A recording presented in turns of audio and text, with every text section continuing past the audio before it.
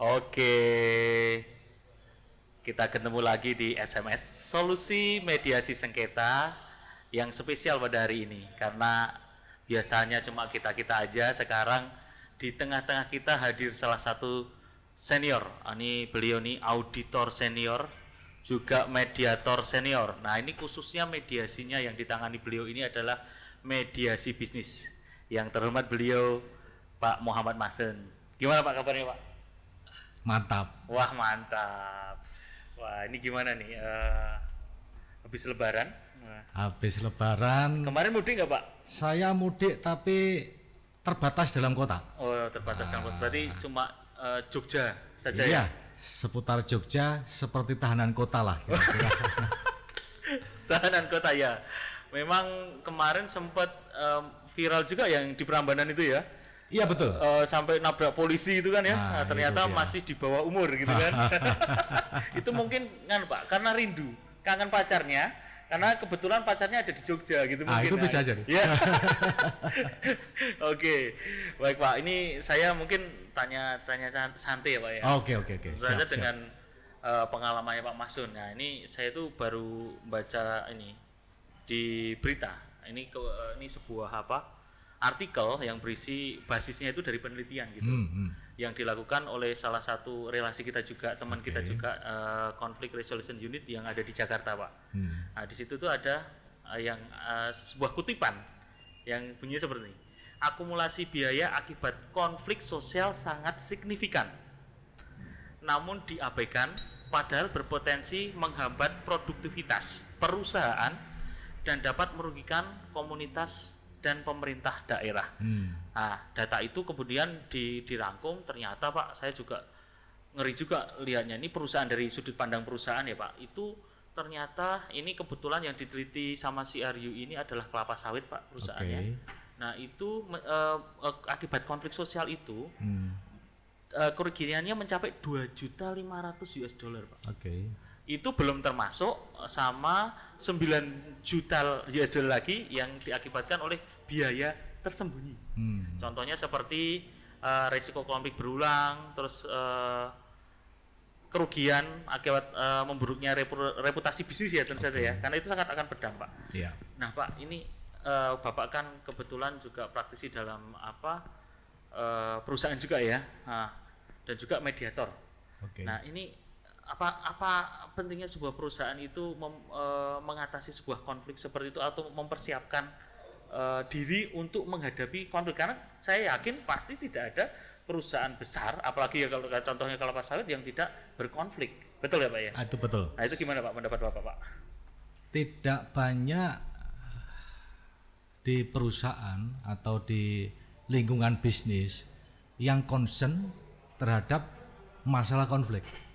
Oh gitu ya. Ya, padahal di sini sebetulnya kalau kita tidak memanage dengan baik, itu berpotensi untuk high cost di belakang.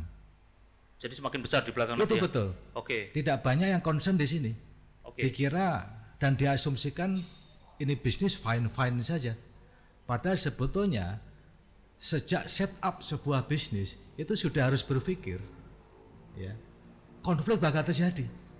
Ya, karena nggak bisa dihindari interaksi antar stakeholders. Betul. Itu ya. Jadi betul. Ada hidden cost yang cukup tinggi, yang banyak sektor bisnis tidak care ke situ, yang sebetulnya ini bisa di maintenance. Jangan sampai nunggu meledak. Betul. Gitu. Kalau sudah meledak, maka any cost itu nggak akan terukur biaya untuk menanganin sebuah sengketa, apalagi kalau sudah sampai masuk di luar perusahaan. Sedikit saya boleh cerita ya tentang gimana Pak?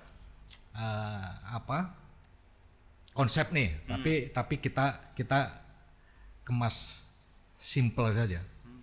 Sebetulnya dari sisi bisnis ya, apapun entitas yang men-set up sebuah bisnis itu mesti melakukan yang namanya diagnosis konflik. Diagnosis konflik. Itu wajib. Dan itu tidak banyak orang care ke situ. Betul itu betul Pak. Iya betul. Diagnosis konflik itu realistis, ada. Tapi tidak banyak orang melakukan karena nggak care. Ya.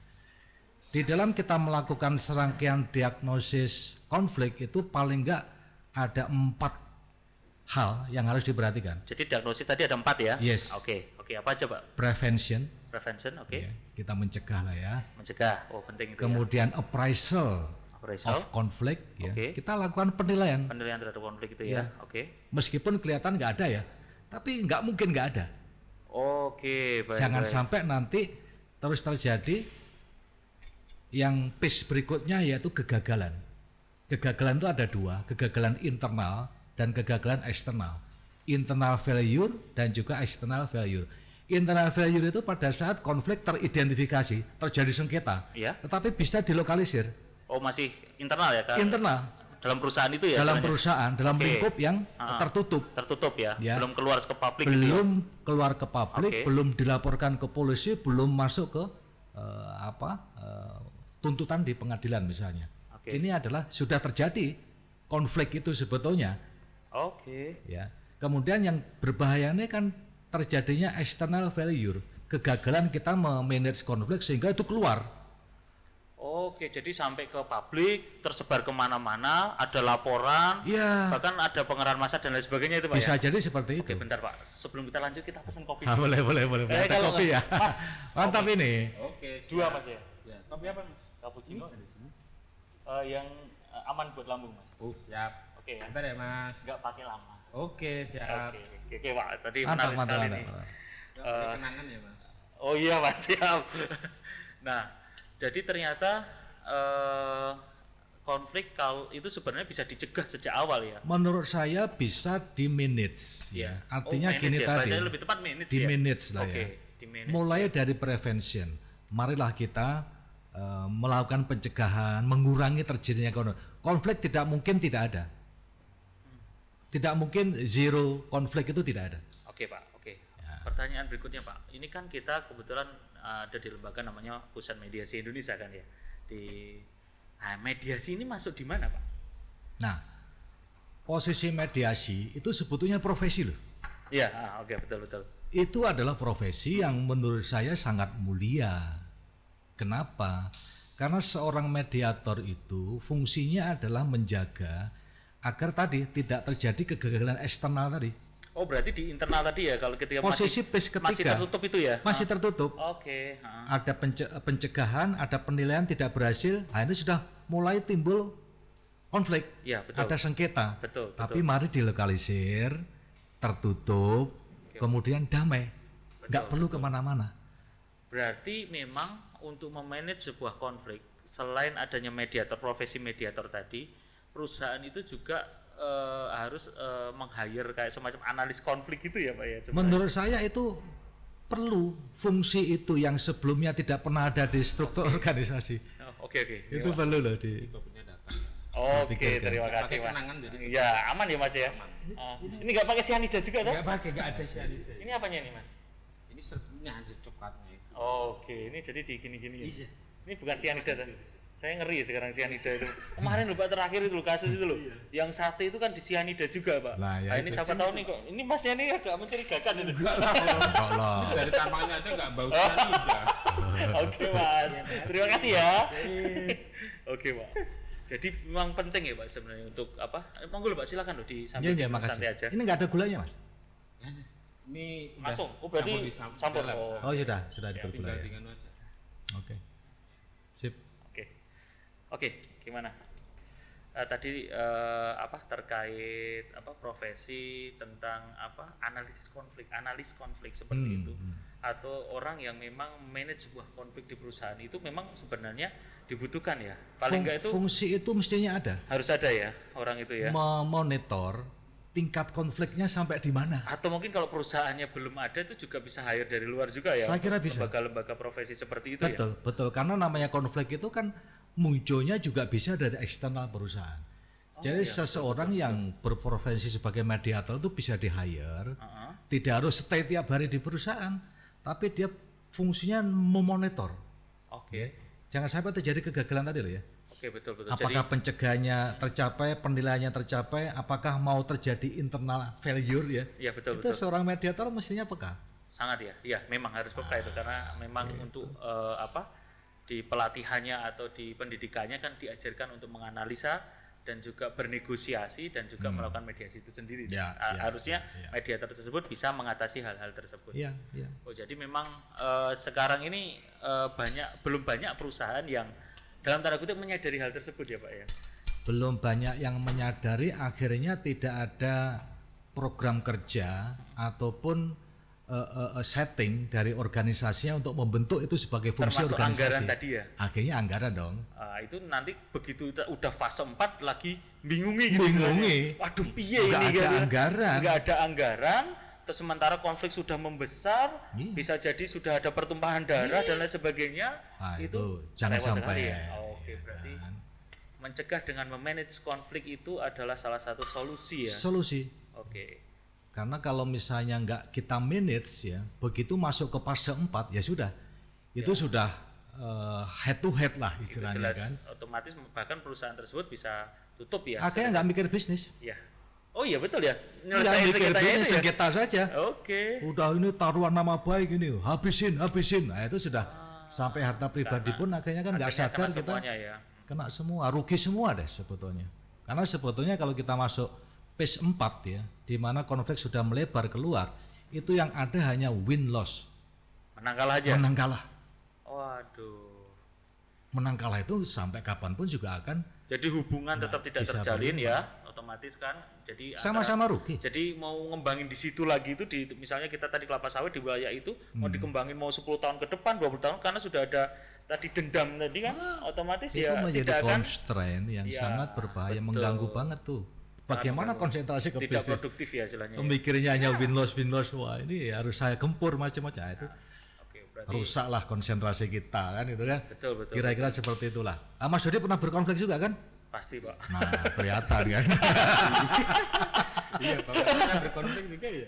Masnya itu yang sering berkonflik sama istrinya ya Mas ya. Oh iya, ini bicaranya tentang apa tuh? Tadi konflik mulu ya. Tentang apa ini? Ya tentang konflik tuh Mas. Konflik di Indonesia ya? Enggak, ini tadi kita ngobrol kan saya tuh baca berita ceritanya gitu. Nah, berita ini terkait kan Pak Masun ini kan Mas ahlinya ahli. Ahlinya pakar ya. Gurunya guru. Mas kalau di audit itu ndeleki kopi siji konangan.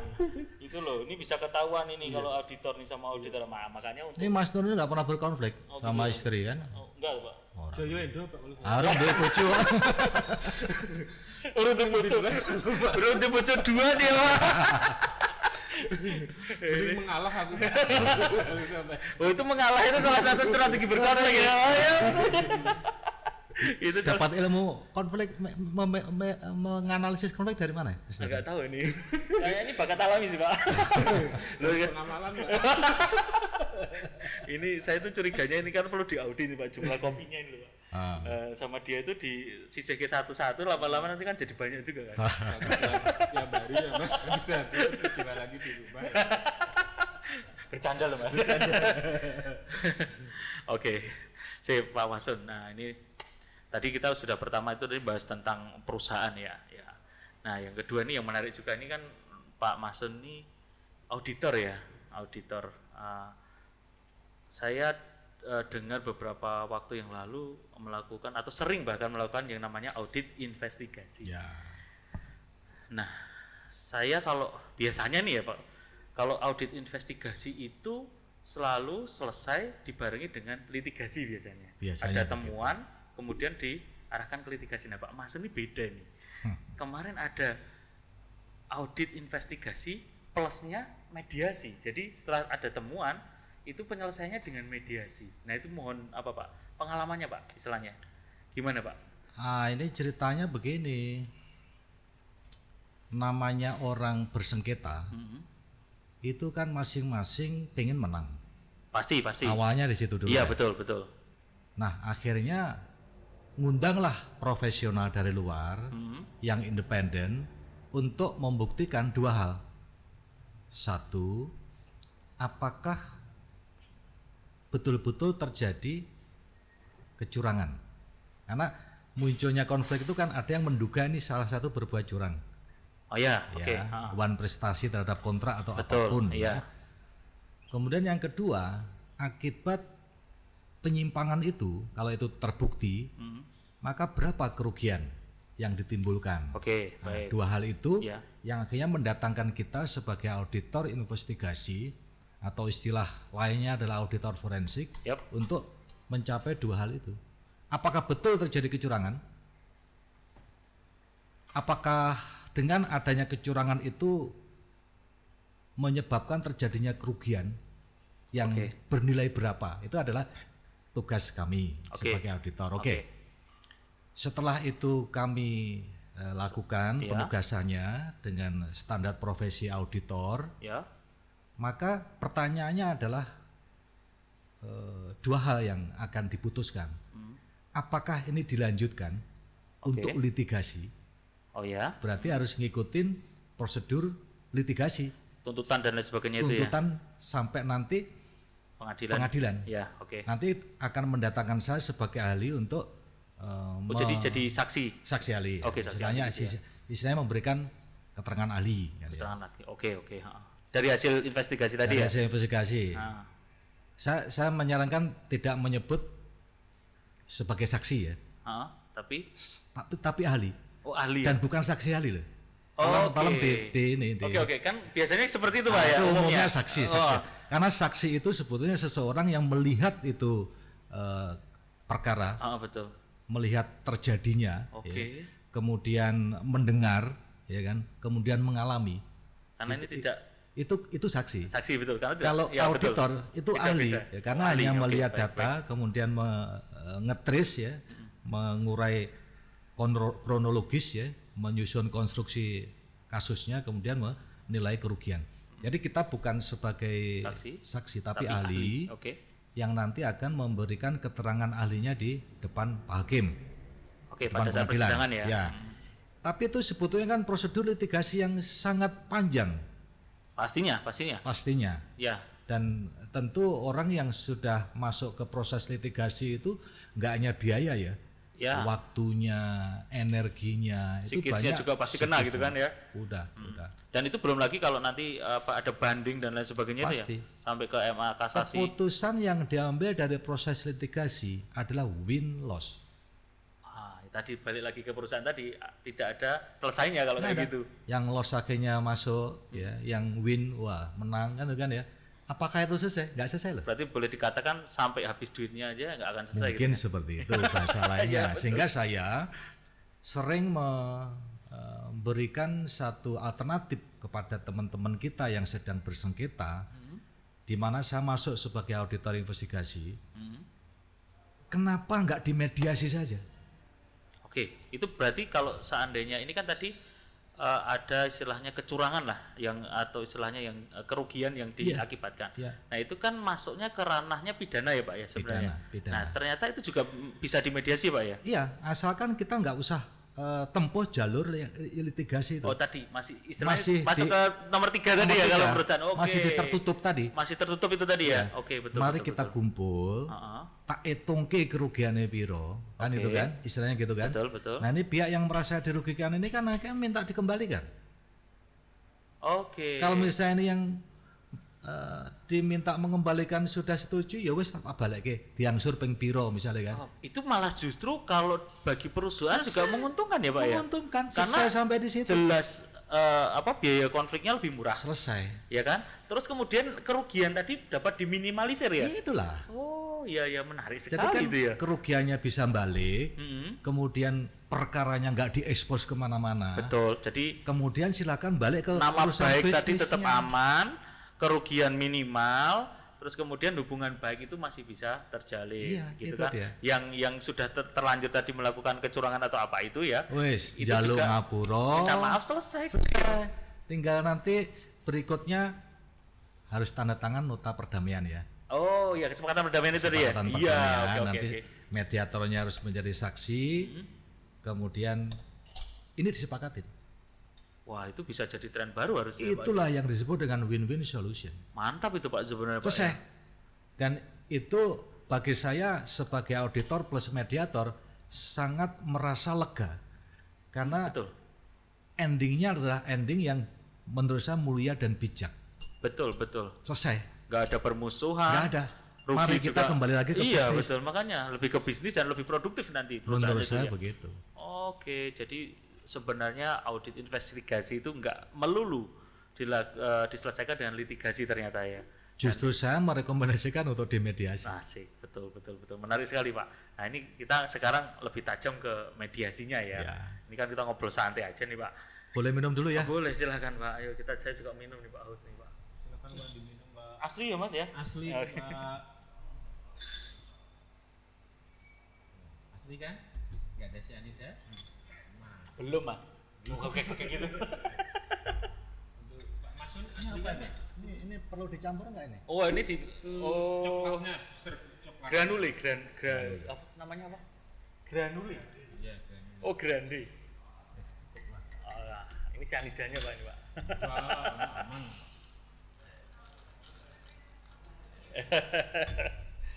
Nah, cakep. Makasih ya Mas. Ya, sama-sama Pak. Kamu piar. Mau piar. Nah, ini kita bahas mediasinya, Pak.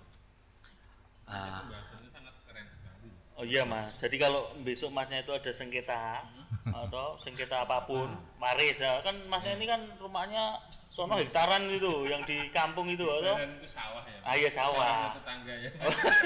Kalau ada Bosnya- itu bisa ya. Bosnya dari mana? Hah? Nih. Ini dari desa Pak. itu Enggak, Pajangan. bosnya. Oh, bosmu sekon di bosmu. Bosnya dari sana Pak, dari Pajangan. Galur. Oh, Galur. Iya. Galur itu mana, Mas? Enggak tahu. Sana. Dekat yang Brosot. Iya. Enggak, maksud saya kalau mau uji coba mediasi, saya ini salah satu gelas dipecah. Oh, bener. Bosnya kan marah-marah. Oh, iya. Bagaimana mendamaikan ya? Terus nanti Pak Masun. Pak Masun ya jadi mediator. Aduh. Silakan monggo dilanjut. Iya. Jadi ini kita ngomong mediasi, Pak. Mediasi ini kan sebenarnya secara umum itu belum banyak diketahui ya Iya, oleh betul. masyarakat ya. Jadi masyarakat tadi ya yang taunya itu apa? Penyelesaian sengketa itu melalui litigasi ya langsung lapor ke polisi dan bisa langsung pengadilan atau bahkan ke advokat atau pengacaranya seperti itu ya. Nah, Pak sebenarnya kan tadi Bapak udah itu ternyata efektif ya mediasi itu, Pak. Efektif karena Oh, adem itu ya. Nah, Pak ini Pak, ini kan Bapak ini juga ada lembaga mediasi ya? Iya. Atau jasa mediasi seperti itu Ada. ya adanya. Sekarang udah mulai banyak belum sih, Pak klien-kliennya gitu, Pak? Duh, percaya tidak percaya, Ya. seiring perubahan lingkungan bisnis, pihak-pihak pelaku bisnis itu semakin sadar Oke. bahwa pilihan untuk menyelesaikan perkara lewat mediasi itu lebih tepat daripada yang lain. Karena dia bisa konsentrasi ke bisnis. Oke, berarti ini mungkin trennya sama ya seperti yang apa di Asia Tenggara pada negara Asia Tenggara lainnya ya. Mulai Negara-negara yang maju saya kira juga sudah mulai ke situ. mediasi ya, tidak Mediasi. dengan litigasi ya. Oke, berarti ini mediator ini tentu saja ke depannya adalah sebuah profesi yang sangat menarik dan menjanjikan ya, Pak ya. Menurut saya iya. Kalau mediator sendiri menurut yang Bapak kenal itu sudah banyak belum? Yang khususnya berpraktek ya, Pak ya. Berpraktek melakukan kayak Bapak kan praktisi ya lebih tepatnya yang membuka jasa itu di masyarakat kan ada juga mediator yang ada di lembaga kayak di Kementerian Agraria Tata Ruang Badan Pertanahan Nasional, ada yang di Komisi Informasi, Ombudsman dan lain sebagainya. Nah, kalau yang profesional mediator ini kira-kira Mulai berapa? bertumbuh. Mulai Menurut bertumbuh. saya bertumbuh seiring dengan mulai gencarnya masyarakat tentang kesadaran untuk tidak berperkara lewat pengadilan. Ya. Kemudian yang kedua, mulai munculnya pendidikan mediator seperti di UGM itu. Ya, betul. Itu juga akhirnya menyadarkan ke semua orang ya tentang pentingnya peran mediator. Kalau saya kebetulan mediator bisnis ya, jadi Udah spesialisasinya kayak gitu. ada spesialisasinya ada. Menarik nih, Pak ya. Jadi ada bisnis. Ada bisnis, ada tanah, ada rumah Tanah, sakit. rumah ya. sakit. Oh, beda-beda ya, Pak ya. Beda-beda. Oke, berarti itu tidak hanya secara umum tapi sudah spesifik gitu ya. Sudah spesifik. Karena penanganan mediasi itu juga tidak bisa dilakukan secara umum atau sama rata gitu kan istilahnya. bisa. Karena Paling punya enggak kita- karakteristik tersendiri ya gitu ya. Yes, betul. Oke. Nah, ini terutama Bapak fokusnya ke bisnis. Saya bisnis. Oke. Nah, Pak, kalau boleh tahu nih Pak nih, ini kan teman-teman di sini mesti pada tanya nih. Yo, Mas Sur, Iya. tanya nggak kalau jadi mediator itu berapa tuh Pak itu? Pak? Pajak. Enggak, tapi ini mungkin untuk apa ya istilahnya motivasi ya teman-teman, apalagi untuk memperkenalkan karena adem tadi loh, mediasi ini ternyata adem, bisa menjaga hubungan baik, bisa menghindari konflik yang lebih panjang, terus kemudian banyaklah keuntungan yang lain juga. Nah, tentu saja teman-teman ini kan pada kira-kira kalau saya jadi Pak Mason hukum bukan sih? Bukan. Wow. Saya akuntan. Berarti nggak harus hukum juga ya? Kan selama ini banyak identik hukum ya? Enggak dong, enggak mesti seperti itu. Oke, nggak mesti juga ya, menarik juga nih. Nah ini kira-kira Pak, kalau mungkin secara detail kan nggak mungkin ya, range-nya itu kalau misalnya menangani sebuah konflik ya silakan dicontohkan misalnya di perusahaan atau apa, tapi kan nggak usah menyebut perusahaannya kan tentu saja ya. Itu kira-kira bisa dapat berapa sih Pak seorang mediator itu Pak? Sebetulnya tidak ada rate standar ya. Oh nggak ada, belum ada ya? Tidak ada itu. Oke. Semua bergantung kepada kekuatan dan budget dari pihak yang bersengketa. Oh jadi kita harus melihat ke situ ya? Harus melihat ke situ. Oke. Jadi kalau yang bersengketa itu perusahaan UMKM, ya jangan disamakan dengan yang sudah go public. Go public, ya betul. Kira-kira seperti ya, itu betul. bisa mengira-ngira sendiri kan. Dan yang kedua, kita nggak boleh mendoakan orang berkonflik loh ya. Jadi meskipun kita itu sebagai mediator, njur tungone muga-muga njur. Ini kayak materi kayak. Muga-muga ya Allah. Jangan dong. Oh gitu ya. Dengan filosofi seperti itu ya, menurut pengalaman saya ada sayang Pak minta tolong ini didamaikan. Oke. Ya. Bener nih nggak masuk litigasi, bener Pak. Akhirnya iya. Begitu kita nampakkan sebetulnya penyimpangannya di mana, begitu kita nampakkan sebetulnya pihak yang dirugikan berapa, ya wes rampung, wes saya kira diselesaikan gimana, mau dibayar sekaligus apa termin, ya, itu kan dua belah pihak, nggak kemana-mana udah. Iya ya sebenarnya. Adem. Berarti dan nggak boleh ngompor-ngompori. Ngompor-ngompori. Gini Pak. Berarti kan kita ngomong ke profesi mediator ini sendiri. Berarti mediator ini menjanjikan ya? Kalau menurut saya sangat menjanjikan. Sangat menjanjikan ya. Jangan khawatir untuk memilih profesi mediator, masa depannya kayak apa ya? Kan mesti kan pertanyaan teman-teman seperti itu Pak. Ini kalau saya ikut misalnya jadi mediator nih, kan? Ini kebetulan saya bukan background atau basic hukum gitu kan. Ini bisa enggak? Satu itu mesti pertanyaan, karena kan mayoritas lembaga pendidikan dan pelatihan itu basisnya hukum, walaupun memang di UGM tidak ya, multidisiplin gitu kan. Ada yang hukum, ada yang ekonomi, ada yang visipol dan lain sebagainya ya. Nah itu kan menarik gitu kan ya. Memang tapi kan pertanyaan utama tadi, kalau saya invest sekian ini untuk menjadi seorang mediator, kan sekolah bayar ya Pak ya, sekolahnya bayar kan ya. Itu menjanjikan, itu banyak pertanyaan itu saya dengar itu dari teman-teman atau mungkin yang biasanya yang fresh graduate itu. Cukup wajar. Itu kira-kira gimana Pak? Prospeknya itu bisa digambarkan secara lebih detail gitu? Ya beda-beda ya. Artinya kalau kita kalkulasinya itu loh, kalkulasi dagang ya kan ya. Kan pasti kayak gitu kan. Betul. Saya yang pos pendidikan mediasi kan banyak yang gitu juga itu Pak, maksudnya itu wajar ya. Dan semua sebenarnya tergantung ke masing-masing bagaimana strategi untuk menjadi profesi mediator. Saya tuh pas belajar mediasi di UGM ini, selama proses belajar sudah ada yang order kok. Itu baru belajar ya? Hari keempat. Aduh.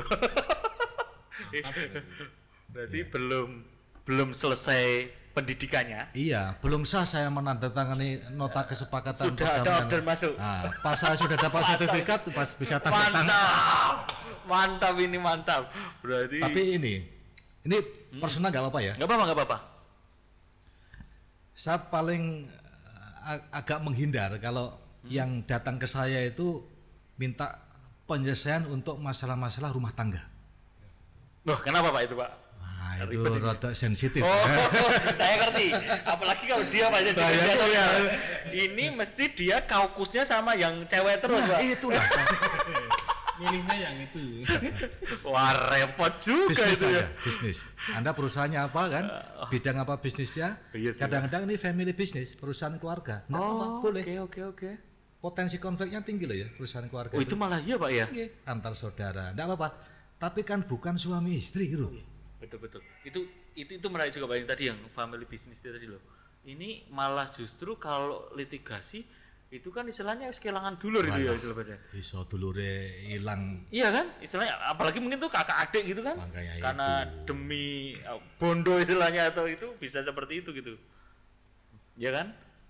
Nah, terus kemudian berarti selain menjanjikan tadi tapi juga ada ya Pak yang spesialis khusus untuk rumah tangga itu ada kan Tapi saya lihat itu nggak formal. nggak formal ya? Jadi kerjanya itu rada lucu itu. Disuruh memata-matai ini suaminya selingkuh apa enggak. Nah, itu kerjaan apa kan itu kan. Ada profesinya tapi menurut saya itu ilegal dan di luar profesi mediasi. Enggak seperti itu. Wah ini menarik, ini saya besok harus cari yang khusus untuk mediator syariah ini kayaknya. Itu Yang sudah khusus masuk spesialis. untuk masuk spesialis yang menangani rumah tangga mungkin ya. Tapi kalau di luar itu kita ngomong rumah tangga nih Pak ya. Saya dengar beberapa referensi itu katanya kalau di Australia kalau perceraian itu yang diselesaikan itu bukan pisah atau enggak pisah karena mereka jelas pisah. Kalau di Indonesia kan enggak. Pisah atau enggak pisahnya diselesaikan dulu. Ya kan belum tentu mereka pisah. Gitu kan. Nah, nanti sengketanya bisa berbalik kalau di Indonesia dua orang suami istri dengan advokatnya gitu kan atau dengan mediatornya gitu kan bisa jadi seperti itu malah. Nah, itu kalau di sana itu yang diselesaikan adalah akibat dari perceraian, misalnya hak asuh, biaya anaknya, terus kemudian rumah dan tanggungan yang lain gitu. Ya. Mungkin karena sudah cukup modern, nah mungkin saya yakin kedepannya Indonesia juga seperti itu. Makanya tadi ya selain ada apa kesehatan, pertanahan ya Pak ya, bisnis dan ya. juga yang lain ya, itu berarti sangat spesifik ya profesi mediator itu. Karena kita harus menguasai core konfliknya itu, bukan core of the core ya. Core of konfliknya itu. ahli dari ahli. Inti konfliknya itu kalau kita nggak kompeten di situ mana bisa. Oh yes. Iya juga ya. Makanya ada yang ahli kesehatan tanah. Kalau misal nih Pak, misal Pak Masun dapat apa klien nih, ini kebetulan kasusnya malpraktek gitu. Bagus. Nah malpraktek itu Sering kan. itu. Nah itu gimana? Apakah kan kebetulan Pak Masun basisnya bisnis tadi kan, core-nya bisnis bukan kesehatan gitu kan. Apa ada alternatif kayak misalnya komediator atau apa kayak gitu tuh bisa Pak? Bisa banget. Oh bisa banget ya? Bisa dong. Oke berarti Jadi itu begini loh ya. Kita kalau menjiwai profesi ini ya, sekali lagi saya bilang ini profesi yang mulia. Tapi kita harus bertanggung jawab terhadap profesi ini. Ya. Jangan serius-serius ya. Iya. Jadi kalau denger Pak Masun ini kayak itu. Sek toh. Ngomong rasa serius ya. Kuliah umum ini jadi. Ngopi sih ya. Ngopi dulu. Wah. Ini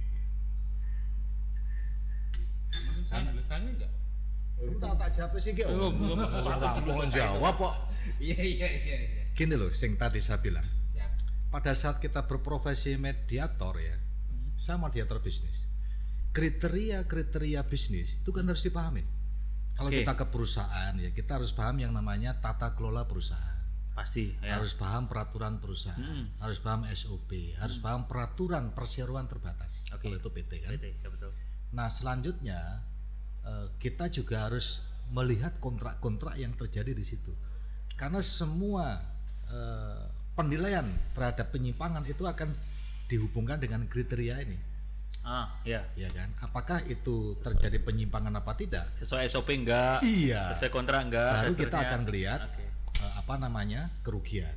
Betul. Termasuk KUHP ya. Kalau misalnya ini yang melaporkan dan meminta bantuan mediasi ke kita itu, Pak ini ada penggelapan Pak, kasirku nyolong. Nah itu kan kita harus paham tuh. Bartenderku nyorong gitu kan. Nyolong apa dulu?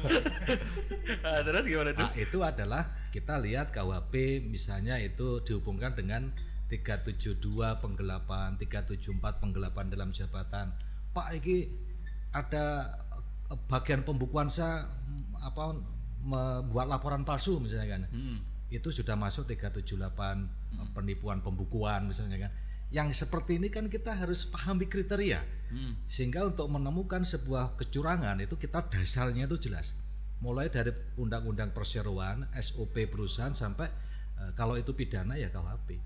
Cuma tadi saran saya, mbok ya diselesaikan secara damai. Begitu ini diungkap, ayo solusinya gimana? Saran saya adem wae lah, win-win solution. Oh jadi ya. Gimana Mas Nur? Ya. Memang penting ya Jadi ternyata. gini Pak, Yuk. yang di luar negeri saat ini kan ada yang terjadi peperangan antar negara. Bus, Itu apakah bisa dimediasi? perang. Perang ini. Oleh Menarik nih. perang itu sing bisa jawab solusinya cuma sing dari Itu Pak. Kan, empire itu. Sudah empire itu Pak. Mungkin lah ya. Pendapat Mas Mansur sendiri gimana? Apa itu bisa Itu konflik internasional ya mungkin Konflik ya, Mas ya? internasional. Ya, mungkin salah satunya bisa ya. Kalau saya melihat perkembangan ilmu ini ya, itu sangat bisa. bisa? Ya. Itu dengan mempertemukan presiden satu dengan yang lain itu. Ya apapun cara yang ditempuh ya untuk menemukan titik tengah ya, ini menurut saya sangat mungkin dilakukan dengan bekal mediasi ini tadi. Goalsnya kan terjadi mediasi, terjadi titik temu kan. Sekarang aja kan gencatan itu. Iya. Sama Kenapa ini, bisa terjadi gencatan? Karena kan di mediasi. Sama-sama kita memikirkan rakyat misalnya kan. Ayolah gencatan dulu. Gencatan itu kan pasti ada yang memediasi. Logikanya begitulah kira-kira. Ya nggak mungkin langsung ketemu gitu juga ya. Iya, tapi ya rotok kaduan sih kita mikir. Atau mungkin negosiasi ya Mas. Kalau negosiasi. kalau nggak mediasi mungkin negosiasi. Tapi kan itu unsur-unsur Itu mediasi. unsur-unsur juga. mediasi. Gitu Mas. Tapi ternyata berat juga ya pertanyaannya. Iya, Saya nggak itu nyangka bartender seko pajangan nih. Mana Mas tadi Mas? Kamu dari mana? Berat ya? Selarong. Oh, dari Selarong. Selarong City. Itu ternyata cukup nganu ya. Mantap. Cukup mantap. Pemikirannya itu sudah off the Out the box. box ya, mikirnya negara lain itu loh ya. negara sendirinya nggak diurusin. Emang itu seperti itu Pak. Jadi yang diurusin itu orang lain gitu kan. Oke, baik Berarti Pak. kalau dari nenek moyang itu nggak bisa ya? Duh, sebetulnya mediasi itu ya ilmunya kan sejak turun temurun orang tua kita, sesepuh kita, mbok sing rukun le, kan gitu ya. Iya. Terus tokoh Ini, adat itu juga secara nggak langsung melakukan mediasi. ini menarik nih Pak ini nyambung dari Mas Nur ini, nenek moyang, bener ini. Ini saya lihat, saya amati beberapa saat terakhir ini jadi berkembang di Indonesia, terutama di dua tempat, Aceh sama NTB, yaitu mediasi di ranah desa Pak. Ini kan tadi nih, jadi saya membaca beberapa referensi dan mungkin nanti referensinya bisa ditunjukkan ya, Mas Nur ya. Nah, ini Bobby baca juga. oh iya luar. Jadi ternyata di masa Orde Baru itu Pak, kekuatan kan dulu kan mungkin kerajaan, terus kekuatan seperti pemerintahan yang bersifat lokal desa seperti itu tuh dibendung gitu, atau istilahnya dibatasi untuk sentral kan ke pusat semua gitu. Jadi kemudian setelah adanya daerah mulai ada istilahnya wewenang di situ, itu mulai lagi ada perda-perda muncul. Nah, salah satu yang sudah saya datang sendiri itu dan juga baca itu di Lombok Pak. Di sana ada balai mediasi dan juga yang di Lombok Utara itu majelis keramat desa. Itu menarik Pak. Ternyata di sana itu ada mediator di level desa Pak. Isinya itu tokoh-tokoh masyarakat, tokoh-tokoh adat ya, dan juga misalnya guru yang dituakan lah istilahnya, atau yang diseniorkan di situ, ataupun aparat-aparat di situ. Nah, itu jadi mediator di situ Pak. Oh iya. Dan itu Pak ternyata bisa menekan angka untuk masuknya sebuah sengketa itu di Indonesia, di pengadilan yang kalau yang saya lihat itu di Lombok ya. Nah, itu gimana Pak pendapat Bapak ini? Satu itu kearifan lokal yang harus dipertahankan. Justru malah itu dipertahankan harus ya. dipertahankan. Oke. Yang kedua itu adalah sisi positif dari budaya timur yang disegani oleh banyak negara sebetulnya, kearifan penduduk ya, penyelesaian sengketa yang bijak. Betul, ya. betul. Itu dua variabel yang menurut saya harus dipertahankan dan justru dilestarikan. Betul Pak, dan memang saya lihat itu cukup efektif Pak. Ya, untuk pertanyaan yang kemudian muncul adalah dengan adanya profesi mediator yang resmi dari Perma ya, dari regulasinya Perma ya, apakah yang seperti itu nggak bisa diakomodasi? Menurut saya bisa, karena mereka sudah turun-temurun loh ya, berprofesi meskipun dia nggak ikut pendidikannya PLUGM misalnya, tapi itu bisa bagusnya yang Lombok kemarin, dia selain turun-temurun dan dia basis sosialnya itu udah kuat, misalnya dia anak kepala suku atau kepala sukunya sendiri kan udah punya basis sosial yang kuat ya untuk menjadi seorang mediator, tokoh ya, penokohannya udah kuat. Ini kemudian ikut juga pelatihan mediasi. Very good. Jadi sempurna gitu kan. Jadi secara existing dia sudah diterima oleh publik karena sebagai tokoh masyarakat. Secara legal dia sah untuk membuat tanda tangan nota perdamaian. Berarti itu juga istilahnya bisa dicangkok atau istilahnya diambil sebagian untuk kemudian diaplikasikan ke daerah yang lain. Menurut Pak. saya bisa. Karena kan saya lihat Indonesia pada atau Nusantara pada umumnya itu sama ya, mengedepankan musyawarah mufakat. Misalnya di Jogja kalau kita sekarang kita rembukan sikit. Apapun itu dirembuk dulu gitu kan. Tidak semuanya mengedepankan menang kalah tadi atau litigasi tadi. Nah, mudah-mudahan ini kedepannya bisa dengan Pak Mas. Amin.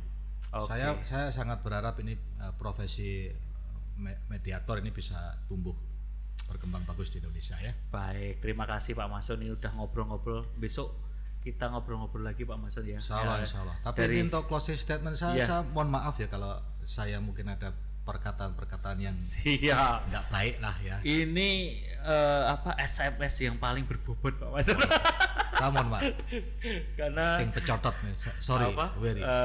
Kebetulan ini tadi sangat luar biasa ya, karena kita sudah belajar pertama tentang perusahaan yang tidak memperhatikan tadi manajemen konflik, terus kemudian ternyata mediasi itu bisa menjadi sebuah profesi yang sangat menarik. Terus kemudian tadi kalau audit investigasi juga itu tidak melulu harus ke litigasi, tapi alangkah indahnya bisa endingnya adalah mediasi dan bisa adem semuanya atau tetap berhubungan baik semuanya. Dan kemudian tadi yang terakhir kita bicarakan akar budaya kita, nenek moyang kita sudah melakukan mediasi, kita tinggal istilahnya menumbuhkan kembali, kemudian menyebarkan mediasi sehingga kedepannya mediasi ini menjadi penyelesaian utama di Indonesia, gitu Pak Mason ya? Iya, betul sekali. Oke, terima kasih Pak Mason atas waktunya, semoga ini bermanfaat untuk kita semua. Terima kasih, mohon maaf. Salam mediator teman-teman. Wassalamualaikum warahmatullahi wabarakatuh. Waalaikumsalam. Terima kasih Pak.